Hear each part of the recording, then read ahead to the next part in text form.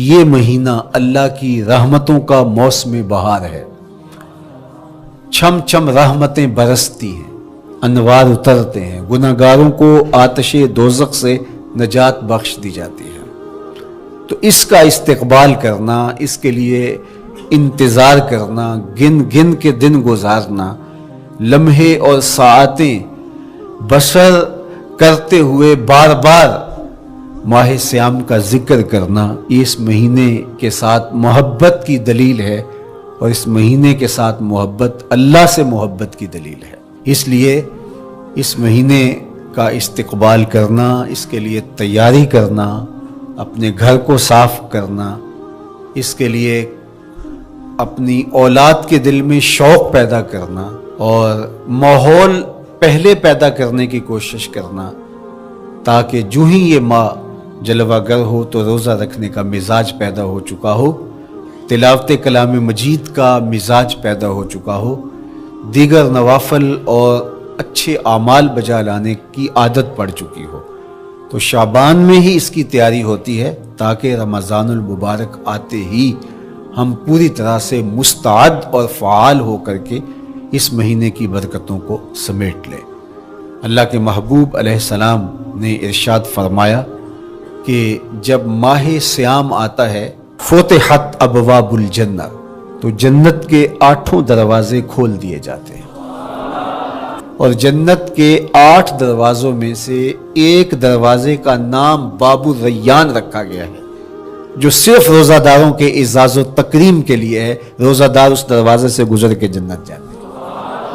حضرت سیدنا سلمان فارسی رضی اللہ تعالی عنہ فرماتے ہیں کہ رمضان المبارک سے قبل حضور نے یہ خطبہ ارشاد کیا، یا ایھا الناس، اے لوگو، قد اظلکم شہر عظیم، اللہ نے تمہارے اوپر ایک بہت پاکیزہ، پر نور، عالی مرتبت مہینہ سایہ فگن کر دیا ہے۔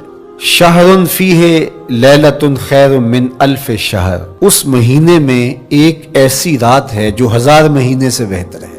جعل اللہ صیامہ فریدہ و قیام لیلۃ تطوع، اس مہینے کے دن کے روزے فرض قرار دیے گئے اور راتوں کا قیام نفل بنایا گیا۔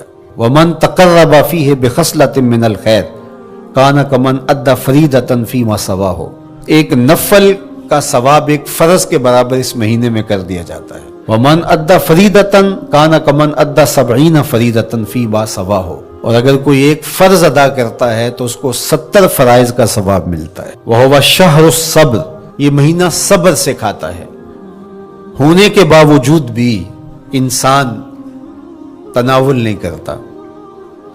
ٹھنڈا میٹھا مشروب میسر ہے اور زبان کانٹا بن گئی، حلق خشک ہو گیا، لیکن اس کے باوجود بھی ایک گھونٹ حلق سے نیچے اتارنے کا روادار نہیں ہوتا، تو یہ صبر کی عادت ڈالتا ہے۔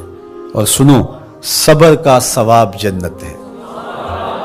وشہر المواسات، اور یہ ہمدردی کا مہینہ ہے، باہمی پیار کا مہینہ ہے، الفتیں بانٹنے کا مہینہ ہے، نرم دلی کا مہینہ ہے، ایک دوسرے کے احساس کا مہینہ ہے۔ جب کوئی شخص بھوک اور پیاس کاٹتا ہے تو اس کو پھر محسوس ہوتا ہے، بالخصوص امراء، کہ بھوک کیا بلا ہوتی ہے، اور جو نان شبینہ کو ترستے ہیں اور جنہیں کھانا میسر نہیں آتا، ان کی زندگیاں کتنی تلخ ہوتی ہیں۔ تو بھوک اور پیاس احساس پیدا کرتی ہے۔ وَشَهْرٌ يُزَادُ فِيهِ رِزْقُ الْمُؤْمِنِ، اور یہ ایسا مبارک مہینہ ہے جس میں مومن کا رزق بڑھا دیا جاتا ہے۔ غرباء تک بھی اللہ کی نعمتیں وہ پہنچتی ہیں جو عام دنوں میں ان کو میسر نہیں ہوتی، اور امراء بھی نعمتوں کا لطف لیتے ہیں، اس لیے کہ بھوک کاٹنے کے بعد جب ان کو نعمت میسر آتی ہے تو پھر انہیں احساس ہوتا ہے۔ وَمَنْ فَطَّرَ فِيهِ صَائِمًا كَانَ مَغْفِرَةً لِذُنُوبِهِ، جس نے روزہ دار کا روزہ افطار کروایا، یہ افطاری گناہوں کی مغفرت اور آتش دوزخ سے گردن کی آزادی کا مجدہ جاں فضا بن جائے گا۔ وَقَانَ لَهُ مِثْلُ أَجْرِهِ مِنْ غَيْرِ أَنْ يَنْقُصَ مِنْ أَجْرِهِ شَيْءٌ، اور روزہ افطار کروانے والے کو روزہ رکھنے والے جتنا اجر ہی دیا جائے گا۔ لیکن روزہ رکھنے والے کے اجر میں بھی کوئی کمی نہیں واقع ہوگی۔ تو صحابہ کا تو دل تڑپنے لگا کہ یہ کتنی بڑی بات ہے۔ انہوں نے کہا اے اللہ کے پیارے رسول صلی اللہ علیہ وسلم، ہم میں سے تو ہر بندہ یہ طاقت نہیں رکھتا کہ روزہ دار کو روزہ افطار کروا دے، تو یہ تو پھر اہل زر ہی یہ سعادت حاصل کر پاتے ہیں۔ حضور نے ارشاد فرمایا یؤتی اللہ ھذا الثواب، یہ ثواب اللہ اسے شخص کو بھی عطا کرے گا، من فطر صائما علی مزقۃ لبن او تمرۃ او شربۃ من ماء، جس نے کسی کا روزہ ایک گھونٹ دودھ سے کھلوا دیا یا ایک کھجور سے کھلوا دیا یا پانی کے ایک گھونٹ سے اس کا روزہ افطار کروا دیا۔ ومن اشبع صائما، اور جس نے صحیح اہتمام کے ساتھ روزے دار کو اچھا کھانا کھلایا، اچھی پرتکلف افطاری دی، سقاہ اللہ من الحوض شربتا لا یظمأ حتی یدخل الجنہ، اس کو حوض کوثر سے ایسا جام ملے گا 50,000 سال کے دن میں اس کو دوبارہ پیاس نہیں لگے گی، یہاں تک کہ جنت میں چلا جائے گا۔ فرمایا وَهُوَ شَهْرٌ أَوَّلُهُ رَحْمَةٌ، یہ وہ مہینہ ہے جس کے پہلے 10 دن رحمت ہیں، اور اس کا درمیانی عشرہ اوسطہ وہ مغفرت ہے، وآخرہ عتق من النار، اور اس کا آخری عشرہ جو ہے وہ آتش دوزخ سے نجات کا ضامن ہے۔ کہا کہ 4 کام اس مہینے میں کثرت کے ساتھ کرو، وہ 2 خصلتیں، 2 کام جن کے ذریعے سے تم اپنے رب کو راضی کر سکو۔ فشہادۃ اللہ الہ الا اللہ، وہ گواہی دینا ہے لا الہ الا اللہ، وتستغفرونہ، اور تم کثرت سے استغفار کرو، اللہ سے بخشش مانگو، اللہ سے جنت طلب کرو اور دوزخ سے پناہ مانگو۔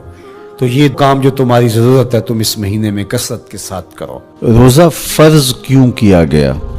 سویر سے لے کر شام تک سب کچھ ہونے کے باوصف بھوک اور پیاس میں وقت گزارنا اور میسر ہونے کے باوجود ایک گھونٹ بھی حلق سے نیچے نہ اترنے دینا، آخر اس میں کیا حکمت تھی؟ تو یہ بات اچھی طرح سے ہمیں سمجھ لینی چاہیے کہ یہ صرف کھانے پینے کو ترک کر دینا ہی نہیں ہے، بلکہ ان مقاصد جلیلہ کے حصول کے لیے روزہ رکھا جاتا ہے جو مومن کی زندگی کا مقصود ہے۔ اور اگر کوئی شخص کھانا پینا تو ترک کر دیتا ہے لیکن ان امور سے نہیں رکتا جن امور سے روکنا ان روزوں کا مقصود تھا، تو اس کا روزہ نہیں کہلاتا۔ میرے اور آپ کے آقا و مولا حضور نبی رحمت صلی اللہ علیہ وآلہ وسلم نے ارشاد فرمایا من لم یدع قول الزور والعمل بہ فلیس للہ حاجۃ فی ان یدع طعامہ وشرابہ، جس نے جھوٹ اور اس پر عمل کرنا نہ چھوڑا، جھوٹے کام ترک نہیں کیے، اس کا بھوکا اور پیاسا رہنا اللہ کو منظور نہیں، اللہ کو کوئی ضرورت نہیں کہ وہ بھوک اور پیاس کاٹے۔ روزے میں تو ان امور سے بھی روک دیا گیا جو امور عام زندگی میں جائز تھے، جو مشروع تھے، مباح تھے، لیکن روزے میں ان جائز مباح امور سے بھی منع کر دیا گیا۔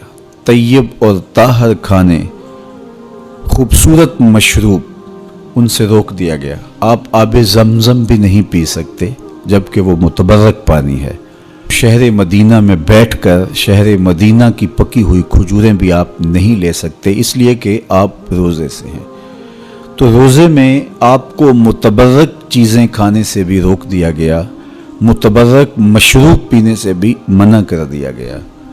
تو مجھے بتائیے، جو رب آپ کو متبرک، مشروع اور پاکیزہ کھانوں سے بھی ایک مخصوص وقت کے لیے روک رہا ہے، تو جن امور سے عام زندگی میں شریعت اسلامیہ نے ہمیں منع کیا، ہمارے رب نے ہمیں منع کیا، تو اگر روزے کے دوران ہم وہ امور بجا لائیں تو پھر روزے کی مقصدیت حاصل نہیں ہوگی۔ تو اسی لیے فرمایا جس نے جھوٹ اور جھوٹے کام نہیں چھوڑے، اس کے بھوکا اور پیاسا رہنے کی اللہ کو کوئی ضرورت نہیں ہے۔ تو وہ یہ چاہتا ہے کہ میرے بندے ان امور سے بھی جب رک جائیں گے جن امور سے عام زندگی میں نہیں روکا گیا، تو وہ لازمی طور پہ ان امور سے رکنے کی کوشش کریں گے جن امور سے اسے منع کیا گیا ہے۔ تو جب یہ چیز انسان کا فہم، انسان کی عقل اور انسان کی خرد طے کرتی ہے تو پھر لا محالہ طور پہ رکنے کی عادت اس کے اندر تقوی کی نشأت کا ذریعہ بنتی ہے۔ آپ نے عمومی طور پہ دیکھا ہوگا کہ رمضان المبارک کا ماہ نور جب اختتام کو پہنچتا ہے، ہمارے سامنے عید کے 2-4 دن بھی یہ مشق رہتی ہے، اچانک کوئی مشروب آیا اور پینے لگے تو رک گئے، وہ کہیں ہمارا روزہ تو نہیں، لیکن پھر خیال آتا نہیں ہم روزے تو نہیں ہیں، آج تو عید کا دن ہے، تو ہم پی لیتے ہیں۔ چونکہ پورا مہینہ دن بھر ہم مشروبات سے رکے رہے اور آج بھی دن کے اجالے میں ہمیں پانی دیا گیا تو ایک دم ہمیں جھجک پیدا ہوئی، لیکن پھر ہمیں یاد آیا کہ اب روزے بیت گئے ہیں اور میں روزے سے نہیں ہوں۔ تو جو چیز جائز اور مشروع تھی، ایک وقت کے لیے اس چیز سے بھی ہم رکے تو ہماری طبیعت کے اندر یہ ملکہ پیدا ہو گیا کہ ہم اس سے رکنے کا مزاج پیدا کر لیتے ہیں۔ تو اگر ہم ان امور سے رک جاتے ہیں جن کو شریعت اسلامیہ نے منع کیا ہوا ہے، تو پھر دوبارہ جب اس کو کرنے لگتے ہیں تو پھر ہمارا ہاتھ بھی رکے گا اور پھر ہم مستقل اپنے ہاتھ کو روک سکتے ہیں کہ ہاں میاں یہ روزے میں بھی چیزیں منع تھی اور روزے کے بعد بھی یہ چیزیں ہمارے اوپر منع ہیں۔ تو ایک ملکہ پیدا ہو جائے گا ان امور منہیات سے رکنے کا، ان سے باز رہنے کا۔ تو گویا یہی تقوی ہے کہ جو اللہ جل شانہ نے ہمارے اوپر حرام کیا ہے اس سے ہم رک جائیں، جس کام کے کرنے کا حکم دیا ہے اس کام کو ہم بجا لائیں۔ جس طرح ڈھال آپ کر دیتے ہیں جنگ میں برستے ہوئے تیروں کے سامنے، تو وہ تیر ڈھال سے ٹکرا کے گر جاتے ہیں اور آپ کو نقصان نہیں پہنچتا، تو روزہ بھی آتش دوزخ سے ڈھال ہے، جہنم کی آگ سے بچانے والا ہے۔ روزے دار کو اللہ کی خاص رحمت نصیب ہوتی۔ ایک حدیث میں آتا ہے کہ روزے دار کو 2 خوشیاں نصیب ہوتی ہیں۔ ایک خوشی اسے تب ملتی ہے جب وہ روزہ کھولتا ہے، جب سارے دن کی بھوک اور پیاس کاٹنے کے بعد شام کے لمحے ہوتے ہیں اور پھر روزہ منزل تک پہنچتا ہے، تو کس مسرت اور خوشی اور سرشاری کے عالم میں روزہ دار ہوتا ہے کہ شکر ہے کہ اتنی لمبی اور اتنی سخت گرمی کے ماحول کی شدت کے باوجود اللہ تعالیٰ نے مجھے روب منزل کیا۔